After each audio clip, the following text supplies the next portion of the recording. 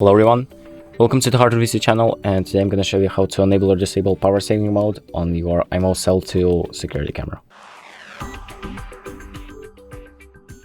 So for example, if your battery is running out on the camera, you can charge it, you can enable power saving mode.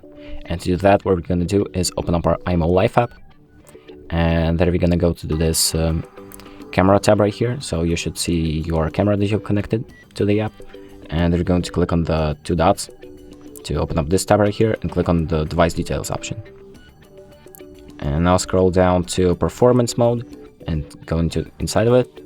And here you have a few options. So for example, default mode, power saving mode, and high performance mode and custom mode. So we want the power saving mode, which basically turns down the resolution, some recording lengths, and some of these other options, which helps you to extend the battery life.